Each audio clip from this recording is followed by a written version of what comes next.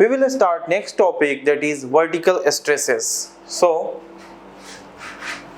next heading is vertical stresses. Vertical stresses, ये हमारा next topic होगा और ये लास्ट टॉपिक है आपके सिलेबस का, वर्टिकल स्ट्रेसेस या स्ट्रेसेस इन द सॉइल भी इसे कहते हैं, या फिर इस टॉपिक को दूसरे नाम भी बोलते हैं stresses in soil, stresses in soil, right. तो आप वर्टिकल स्ट्रेसेस कह दो या स्ट्रेसेस इन सॉइल, दोनों का सेंस एक ही है, ठीक है। तो देखो इस टॉपिक के अंदर जो वर्टिकल स्ट्रेसेस या स्ट्रेसेस इन सॉइल, अगर हम देखते हैं तो हेडिंग के हिसाब से स्ट्रेसेस इन सॉइल का मतलब कि सॉइल में कितना स्ट्रेस जनरेट होता है। तो कभी भी हम जब स्ट्रेसेस या कोई स्ट्रक्चर बनाने जाते हैं तो हमें दो चीजों का नॉलेज होना बहुत ही इंपॉर्टेंट है। One is stress, another one is strength. Stress वो है जो सॉइल पे एक्सटर्नली लगेगा, either due to the self weight of the soil और due to some external load. जैसे एक्सटर्नल लोड में क्या हो सकता है, जैसे बिल्डिंग हो चुका तो वो क्या है, सरफेस पे या सॉइल पे वो एक्सटर्नली हम लोड अप्लाई करते हैं, तो उसके वजह से जो स्ट्रेस जनरेट होगा नीचे की तरफ, ठीक है, ये लोड लगा तो उससे क्या होगा, स्ट्रेस जनरेट होगा। और ये स्ट्रेस कहाँ तक जाएगा, वहां तक जाएगा जब तक कि ये स्ट्रेस का वैल्यू जो है डिस्ट्रीब्यूट ना हो जाए ग्राउंड में, और finally it will become zero. दूसरा है जैसे बिल्डिंग में लोड का ट्रांसमिशन कैसे होता है, जैसे मान लो कि फ्लोर है या रूफ है, रूफ पे लोड आया, वो कहाँ आता है, बीम से आता है, बीम से कॉलम में आता है, कॉलम से तुम्हारा फुटिंग में जाएगा और फाइनली वो फाउंडेशन में जाके स्प्रेड हो जाता है।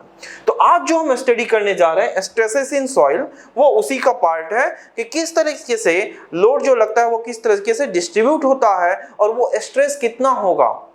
मान लो कि सपोज करो कि स्ट्रेस लगता है, अगर Q न्यूटन का लोड लगता है तो उसकी वजह से एक पार्टिकुलर डेप्थ पे स्ट्रेस कितना जनरेट होगा। मैंने बताया कि स्ट्रेस को स्टडी करने के लिए जैसे सॉइल के केस में स्ट्रेस और स्ट्रेंथ दो टर्म आता है। स्ट्रेस वो है जो एक्सटर्नल लोड की वजह से लगता है, और दूसरा स्ट्रेंथ क्या है, सॉइल की इनहेरेंट प्रॉपर्टी है। अगर स्ट्रेंथ जो है सॉइल का अगर वो वीक है, ठीक है, वीक इन इस सेंस में कि सपोज सॉइल का जो लोड लेने की कैपेसिटी है वो सपोज करो कि 10 न्यूटन है और आपने 11 न्यूटन अप्लाई कर दिया, तो उस केसेस में क्या हो जाएगा, सॉइल जो है सेटल हो जाएगा। जैसे बिल्डिंग है या कोई स्ट्रक्चर है, अगर उससे जो स्ट्रेस जनरेट होता है अगर वो एक्सीड करता है किससे, सॉइल के परमिसिबल लिमिट से, सॉइल में जो लोड लेने की कैपेसिटी है उससे ज़्यादा अगर स्ट्रेस जनरेट होता है तो उस केसेस में क्या होगा, ये जो स्ट्रक्चर है वो सॉइल जो होगा सेटल करने लगेगा, जिसकी वजह से स्ट्रक्चर सेटल करने लगेगा। तो हम क्या करना चाहते हैं, हम इस टॉपिक में स्टडी करना चाहते हैं कि जो स्ट्रेस जनरेट होगा वो कितना होगा और एक पार्टिकुलर डेप्थ पे वो उसको किस तरीके से कैलकुलेट करेंगे, ठीक है। तो पहला है वर्टिकल स्ट्रेसेस और स्ट्रेस इन सॉइल। तो ये जो स्ट्रेस होगा, ठीक है, स्ट्रेस सॉइल में ट्रांसमिट होगा, और ये जो सॉइल में स्ट्रेस को स्टडी करने के लिए हमें स्ट्रेस स्ट्रेन रिलेशन को समझना जरूरी है, ठीक है। स्ट्रेस स्ट्रेन रिलेशन मैंने बता दिया है कि स्ट्रेस की किस तरीके से हमें, जैसे मैंने बताया कि फाउंडेशन के डिजाइन में क्यों जरूरी है, क्योंकि फाउंडेशन का अगर डिजाइन करना है तो उसके पहले मुझे समझना पड़ेगा कि लोड जो लगेगा वो एक पार्टिकुलर डेप्थ पे कहाँ पे जाके ये लोड जीरो होगा या इसकी वैल्यू बहुत ही मिनिमम हो जाएगी, या फिर ये सॉइल जो है वो कितना लोड बियर कर सकता है, उसी हिसाब से क्या जो हम स्ट्रक्चर बनाने जा रहे हैं उसके लिए ये सफिशिएंट है कि जो सॉइल की स्ट्रेंथ है वो सफिशिएंट है कि नहीं ये लोड को बियर करने के लिए। तो हमारे पास बहुत सारा टेक्निक है जो फर्दर टॉपिक होगा आपके सॉइल मैकेनिक्स 2 में, या सॉइल मैकेनिक्स से जो फर्दर आप स्टडी करोगे तो वहां पे आपके पास होगा क्या कि कैसे सॉइल की प्रॉपर्टी को इनहेंस करते हैं, जैसे सॉइल के स्ट्रेंथ को भी इनहेंस किया जा सकता है, या फिर अलग अलग फुटिंग बना के अलग अलग फाउंडेशन भी डिफरेंट तरीके के होते हैं जिसको बना के हम लोड को डिफरेंट तरीके से डिस्ट्रीब्यूट कर सकते हैं, ठीक है। तो मैंने बताया कि इस स्ट्रेस को समझने के लिए हम लोग को क्या समझना पड़ेगा, स्ट्रेस स्ट्रेन रिलेशन। और जो जियोटेक में या सॉइल मैकेनिक्स में आपके टॉपिक में जो स्ट्रेस स्ट्रेस रिलेशन है उसमें क्या है, हमने माना है कि लीनियर इलास्टिक है, लीनियर इलास्टिक,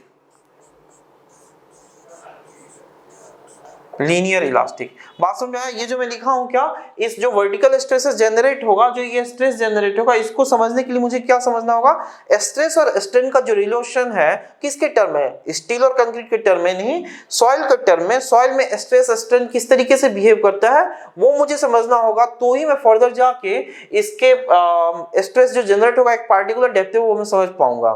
ठीक है, तो स्ट्रेस स्ट्रेन रिलेशन को समझने के लिए सॉइल में, जैसे सॉइल क्या है, हेट्रोजीनियस सब्सटेंस है, लेकिन हम क्या कर लेते हैं अपनी आसानी के लिए, या बहुत सारे जियोटेक्निकल इंजीनियर ने या बहुत सारे रिसर्चर ने जो सॉइल के प्रॉपर्टी या कोई भी फॉर्मूला डिजाइन किया है या डिराइव किया है, उसमें उन्होंने सॉइल को क्या माना, होमोजीनियस माना है। और सॉइल को लीनियर इलास्टिक जो आपके अंडर ग्रेजुएट लेवल में है उसमें ये सॉइल को लीनियर इलास्टिक कंज्यूम करके बहुत सारी चीजें डिराइव की गई हैं। तो यहाँ पे भी वर्टिकल स्ट्रेसेस को पढ़ने के लिए ज्यादातर देखा गया है क्या कि सॉइल लीनियर इलास्टिकली बिहेव भी किया है। मींस हम लकी हैं कि सॉइल को अगर लीनियर इलास्टिक समझ के हम चीजें डिराइव करते हैं तो वो एक्चुअल में आप देखोगे प्रैक्टिकल करें तो ऑलमोस्ट वो लीनियर इलास्टिक की तरह बिहेव करता है। लीनियर इलास्टिक प्रॉपर्टी को समझने के लिए, या ये जो सॉइल का लीनियर इलास्टिक प्रॉपर्टी है, इससे या फिर स्ट्रेस स्ट्रेन जो रिलेशन है इसको समझने की दो प्रॉपर्टी को समझना जरूरी है। फर्स्ट है modulus of elasticity and modulus of elasticity and Poisson's ratio.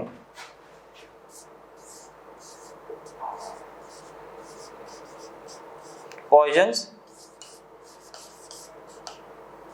Ratio, ठीक है।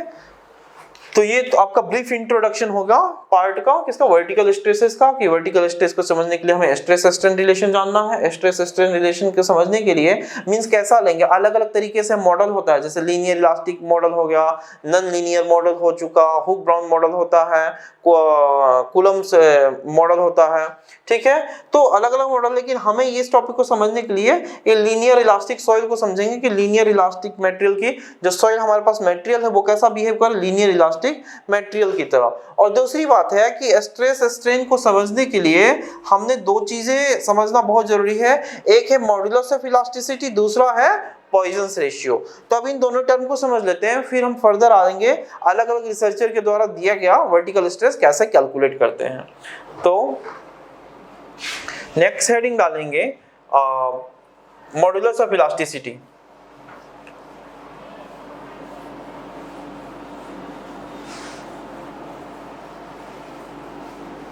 Modulus of elasticity,